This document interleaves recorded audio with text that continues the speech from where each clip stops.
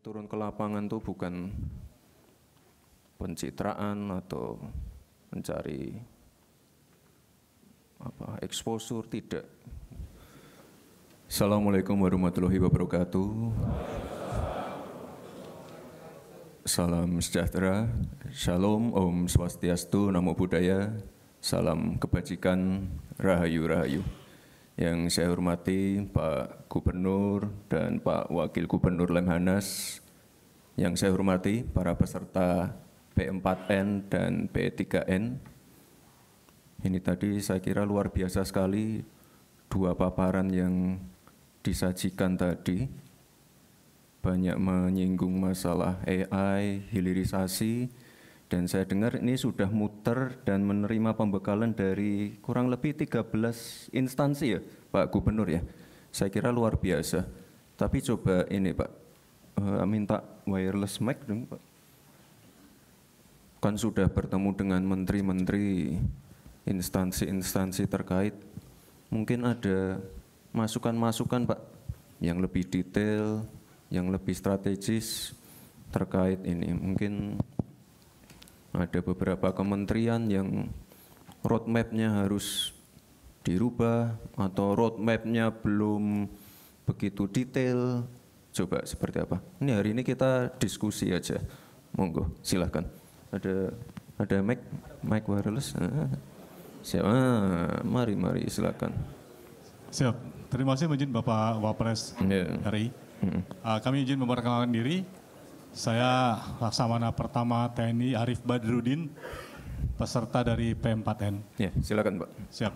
Kami telah menerima banyak arahan dari menteri-menteri kabinet RI dan ada satu saran yang bisa kami usulkan. Yang pertama, kami belajar tentang geopolitik di Lemhanas, Pak. Kami berharap agar kepemimpinan geopolitik Indonesia ini bisa kembali memimpin di dunia yang sekarang ini sedang terpolarisasi dengan memanfaatkan Danantara yang saat ini sudah dibentuk oleh Presiden RI dan nantinya akan menyediakan anggaran yang cukup besar di mana 20%-nya rencana dari Kepala Danantara akan diinvestasikan di luar negeri. Nah, untuk itu kami menyarankan agar investasinya ini di negara-negara non-blok dalam bentuk teknologi AI. Kebetulan kami S3-nya tentang model pelatihan AI, Pak. Siap.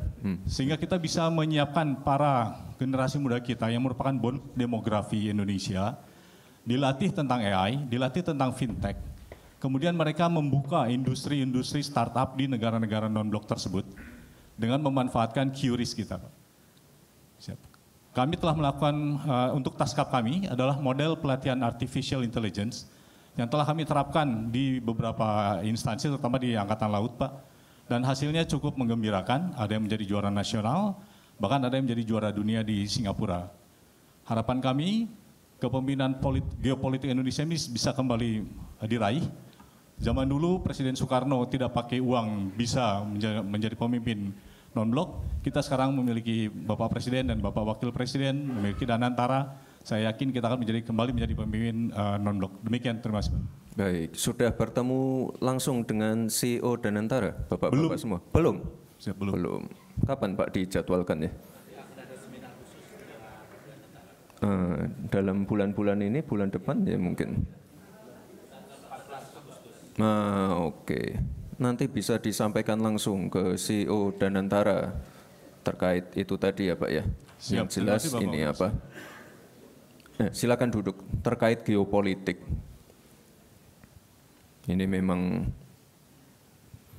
ya tantangannya saat ini adalah geopolitik yang nggak menentu, climate change, lalu perang dagang, perang tarif. Jadi ini Bapak Ibu, saya mohon doa untuk Pak Presiden yang saat ini sedang melakukan perjalanan ke luar negeri, agar beliau diberikan kesehatan dan kelancaran dalam tugas-tugasnya di luar negeri. Karena penting sekali ini, beliau menghadiri BRICS, lalu ini kalau nggak salah sedang di Brussels ya, penting sekali.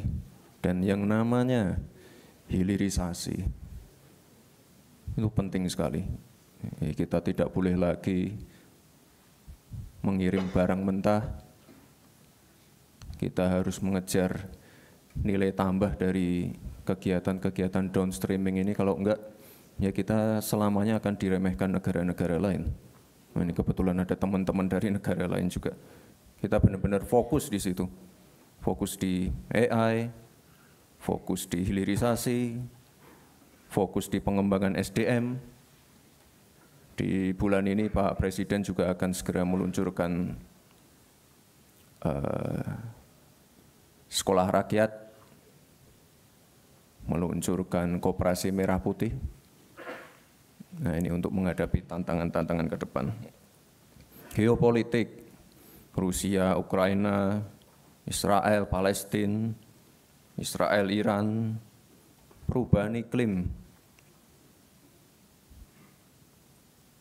Kemarin juga Jakarta, Bekasi, Tangerang, saya baru pulang dari Tangerang juga banjir.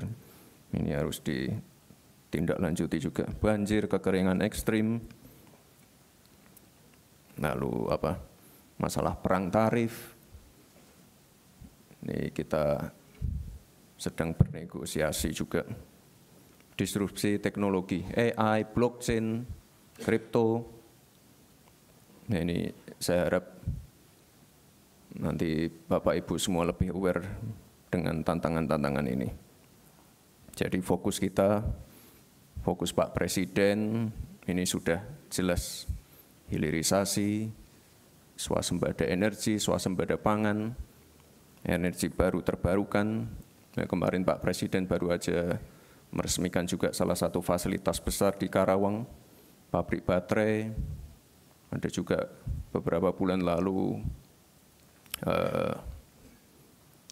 pabrik pemurnian logam mulia. Ini juga besar sekali. Bapak dan Ibu yang saya hormati, sering saya paparkan pada waktu saya masih wali kota, kampanye, debat pilpres, tentang pentingnya ini bonus demografi. Jadi kesempatan seperti ini tuh hanya datang sekali. Jadi kita harus benar-benar hati-hati menyiapkan SDM terbaik. Itulah tadi kenapa Pak Presiden menyiapkan sekolah rakyat. Selain sekolah rakyat ada juga sekolah Garuda, sekolah unggulan. Ini beliau benar-benar menyiapkan SDM kita. Kalau di negara-negara lain ada krisis populasi, ada fenomena aging population seperti Jepang, Korsel, ya kita harus bersyukur. Ini kita sedang mendapatkan bonus demografi. Jadi kita mengubah future challenge menjadi future opportunity. Tapi kita harus hati-hati sekali. Swasembada energi. Bapak Presiden di setiap kesempatan, di ratas, di sidang kabinet, beliau selalu menyampaikan kemandirian pangan dan energi itu penting, di mana ini adalah masalah kedaulatan kita sebagai bangsa.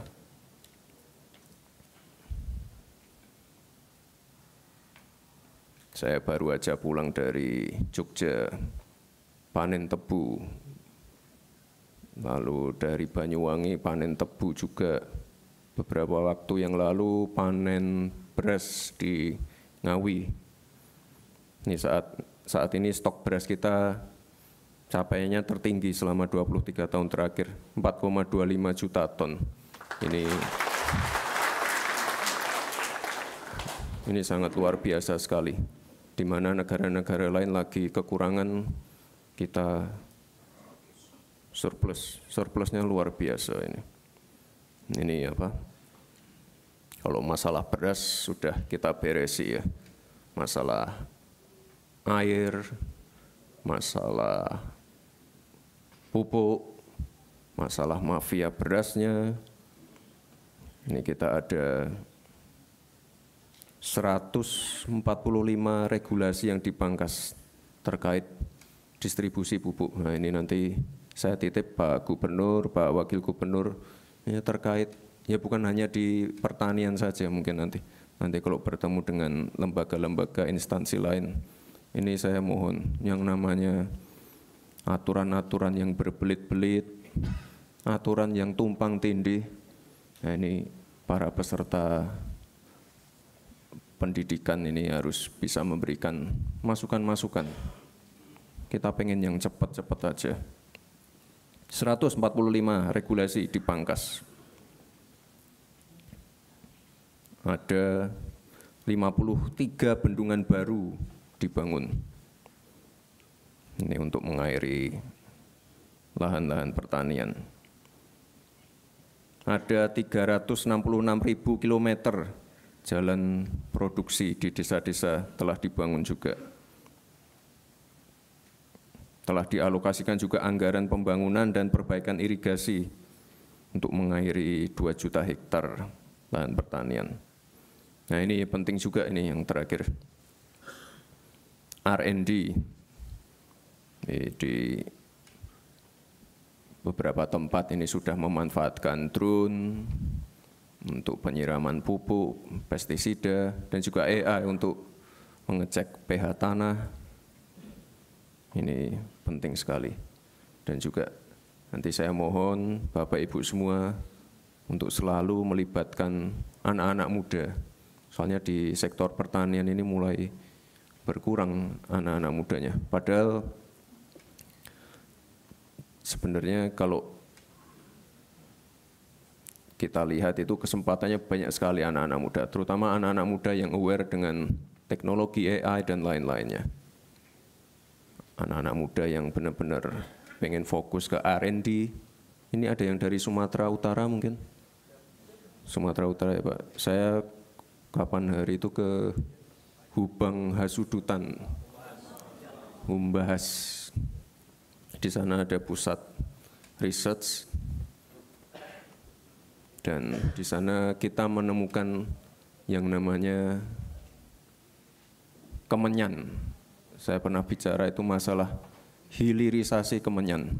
Banyak yang ketawa. Kemenyan buat dukun ini. Salah. Kemenyan itu sama berharganya dengan nikel. Tapi dari dulu, ya sekali lagi kita dari dulu jualnya jual mentah. Ibu-ibu yang pakai parfum LV, Gucci dan lain-lain itu dari kemenyan.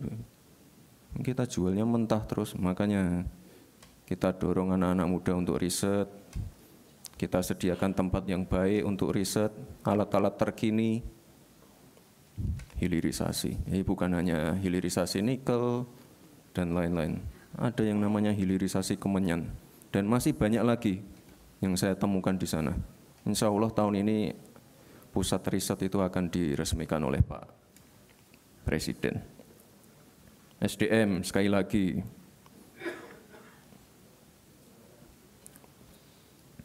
Sekarang kan sudah ada program MBG, ada CKG. Kemarin kalau saya cek terakhir untuk cek pengecekan kesehatan gratis itu sudah ada sekitar 10-an juta orang yang memanfaatkan program ini. Penting sekali untuk deteksi dini. Jadi di usia dini sudah teridentifikasi penyakitnya apa, jadi pengobatannya lebih awal sehingga nanti angka harapan hidup bisa lebih tinggi. Sekolah Garuda, sekolah rakyat, dan juga program-program seperti KIS, KIP ini tetap akan dilanjutkan. Minggu ini program-program seperti BSU untuk warga yang gajinya di bawah UMR ini juga akan segera disalurkan. Lalu di sekolah-sekolah SD, SMP, SMA nanti ada kurikulum pelajaran pilihan, pelajaran coding dan AI di sekolah-sekolah. Ini penting sekali. Pak Presiden malah mengusulkan pelajaran matematika di tingkat TK. Penting sekali. Dan juga di tahun ini ada sekitar 19 T untuk merenovasi sekolah-sekolah yang rusak. Jadi Pak Presiden ini benar-benar punya concern yang sangat tinggi terkait pendidikan dan SDM kita. Mungkin ada yang mengusulkan lagi untuk masalah SDM, pendidikan, Bapak Ibu. Gantian yang ibu-ibu. Minta mikrofon, Mas. Silahkan. Baik, terima kasih Bapak Wakil Presiden yang kami banggakan. Saya Kartini, perwakilan dari Majelis Ulama Indonesia. Saat ini kita melihat bahwa pendidikan ini sangat penting dan memang kami berharap hilirisasi ini juga mulai dari sekolah-sekolah yang ada di Indonesia. Selama ini apapun hasil dari research, kemudian hasil penelitian-penelitian itu tidak ada kontribusi yang melekat dengan dunia usaha gitu. Jadi misalnya penelitian-penelitian saat ini tidak langsung bisa menghasilkan sesuatu yang bisa dilakukan, yang bisa berguna untuk bangsa ini karena hanya berupa kertas atau paper. Dana-dana untuk penelitian, dana-dana untuk melakukan research itu sangat kecil sekali gitu. Nah, berharap hilirisasi ini juga, ini kaitannya juga dengan dunia pendidikan. Seperti yang tadi Bapak sampaikan, mulai dari pendidikan paling dasar, misalnya dari TK, PAUD, kemudian SD, SMP, SMA, ini juga memungkinkan untuk bisa dikembangkan lebih kuat lagi. Saya beberapa kali kunjungan ke luar negeri mewakili dari Indonesia kaitannya dengan pendidikan yang ada saat ini. Kami berharap memang dilibatkan dengan program hilirisasi ini. Sekaligus ke depan itu hilirisasi ini juga melibatkan dari kementerian yang ada, dari Kemendikdasmen, Kemendristekdikti dan Kementerian Agama yang di sana juga ada ribuan sekolah-sekolah kita. Bagaimana lembaga pendidikan kita akan maju karena kita berharap ada sentuhan-sentuhan yang saat ini dari hilirisasi ini yang kemudian bisa didanai oleh Danantara dan dari semua aspek yang ada. Itu yang kami harapkan. Dan yang terakhir adalah hasil-hasil produk yang kemudian yang dikembangkan di dunia pendidikan itu juga bisa kolaborasi dengan dunia usaha. Itu yang kita harapkan dari beberapa kali dari diskusi yang ada. Dan terakhir ini adalah banyak sekali dari teman-teman ini adalah para ahlinya dari dunia pendidikan. Mudah-mudahan Bapak bisa berkenan ke depan ini juga dilibatkan. Terima kasih. Assalamualaikum warahmatullahi wabarakatuh. Waalaikumsalam. Ya, itulah kenapa tadi saya menyinggung sedikit masalah R&D research yang ada di Humbas tadi, Bu. Nah, kita ke depan pengen ada lebih banyak lagi tempat-tempat seperti itu. Itu tadi saya bicara masalah apa yang di Humbas itu Kemenyan, lalu Pak Presiden juga sudah memberikan target ke CEO Danantara. Ini kan kita lagi kenceng-kencengnya nikel, baterai untuk EV. Nah, ke depan nanti Pak Presiden sudah menargetkan juga kita harus punya EV asli dari Indonesia. Jadi kalau sekarang saya dan Pak Presiden pakainya mobil maung dari Pindad, nah ini ke depan akan kita kembangkan lagi. Dan ya sekali lagi Ibu, kita nggak boleh ketinggalan dari negara-negara lain. Anak-anak muda, usia produktif, nah ini yang harus kita dorong terus. R&D penting, tapi R&D yang harus di follow up dan bisa memberikan multiplier effect yang baik ke masyarakat. R&D, ketemu formulasinya, produk unggulannya apa, ini yang harus dikejar terus. Jadi tidak bisa berhenti di R&D-nya saja, tapi harus benar-benar jadi produk unggulan kita. Sekali lagi Bapak Ibu, saya mohon dukungannya untuk ini apa program hilirisasi ini banyak sekali. Kalau kita bicara masalah yang ada di laut, hilirisasi rumput laut banyak, produk turunannya banyak. Tapi sekali lagi kita dari dulu tuh ngirimnya barang mentah. ikan-ikan kita. Harusnya kita dari dulu bikin cold storage, bikin industri pabrik pengalengan. Ini yang kita kejar sekarang. Baik Bapak Ibu yang saya hormati,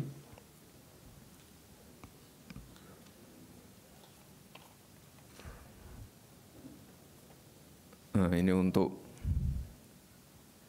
menjaga daya beli, menjaga perputaran ekonomi di tingkat masyarakat.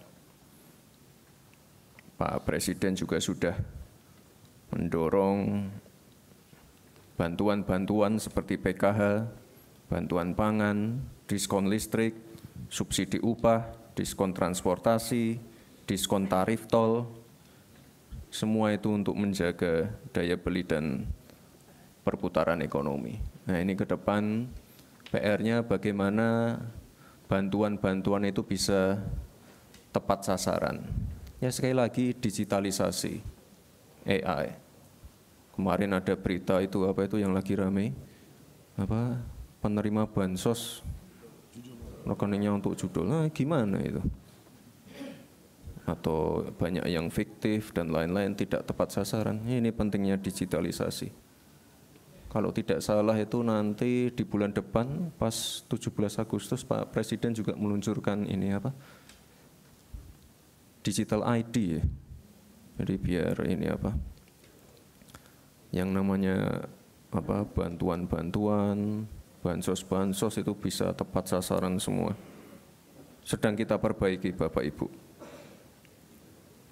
Lalu kemarin kami juga di berbagai kesempatan Banyuwangi, Bondowoso, di Sleman, mungkin Bapak Ibu udah tahu yang namanya program PNM Mekar. Udah tahu ya Bapak Ibu ya, PNM Mekar ini program lama, tapi dilanjutkan. Saat ini nasabahnya ada 17 juta. Plafonnya enggak tinggi-tinggi banget. 5 juta, 10 juta, tapi semuanya ibu-ibu. Semuanya ibu-ibu. Dan dari sini kemarin, wah itu luar biasa kemarin di Sleman. Cuma jualan keripik, jualan handicraft, anaknya bisa sekolah di UGM, kuliah di UGM. Luar biasa sekali. Dan yang paling penting ini, ya karena ini ibu-ibu lebih tertib. NPL-nya rendah sekali, 1,74. Itu rendah sekali. Artinya kalau NPL-nya rendah, kredit macetnya hampir tidak ada. Jadi ini luar biasa. Program ini akan kami teruskan dan sekali lagi udah ketemu kementerian terkait ya Pak ya. Yang BUMN PNM Mekar udah pernah ketemu. Ini bagus ini program yang bagus. Dan sekali lagi ibu-ibunya jadi mandiri semua. Dan yang saya paling senang itu NPL-nya rendah. Ya ini nanti kalau ada masukan-masukan dari Bapak Ibu semua silahkan. Ini program yang akan kami lanjutkan terus. KUR, PNM Mekar. Lalu di tanggal 19 atau 20 besok Pak Presiden setelah pulang dari luar negeri akan meluncurkan koperasi merah putih. Ini untuk memperkuat ekonomi di desa dan juga pemerataan ekonomi.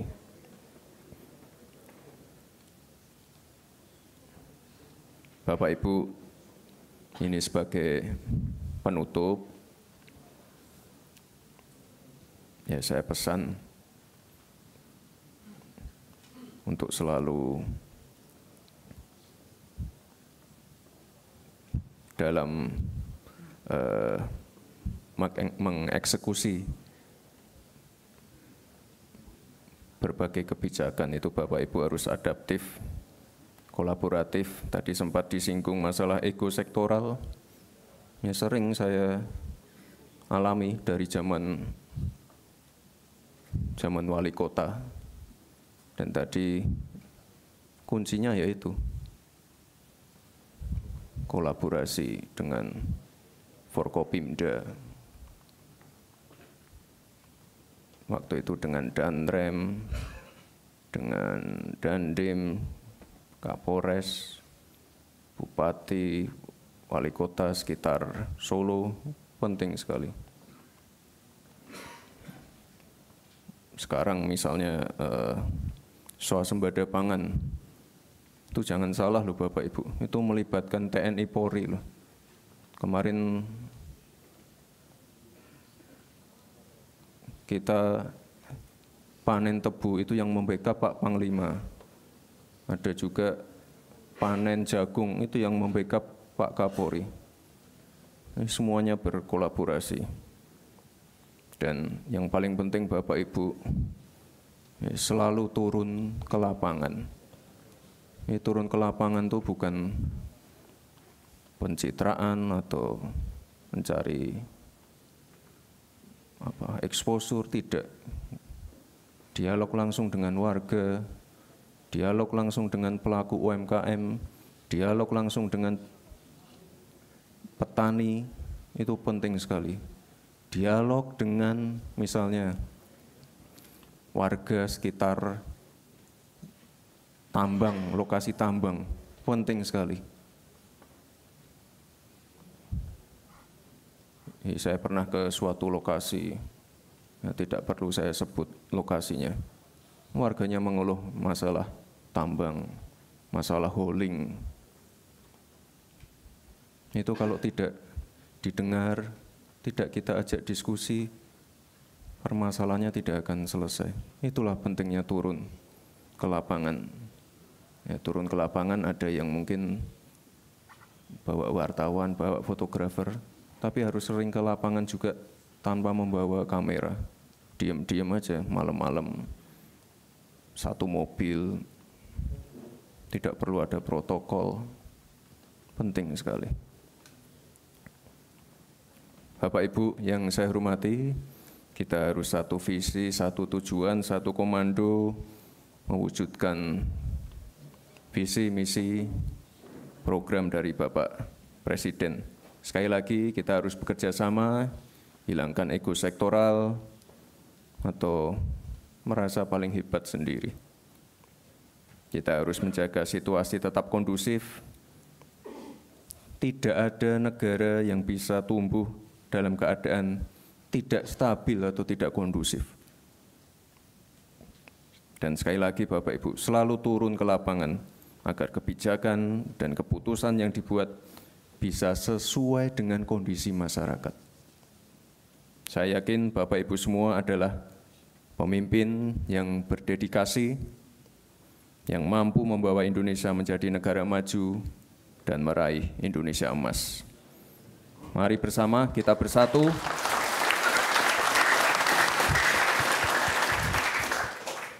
Mari bersama kita bersatu membangun bangsa yang kita cintai ini. Terima kasih. Wassalamualaikum warahmatullahi wabarakatuh.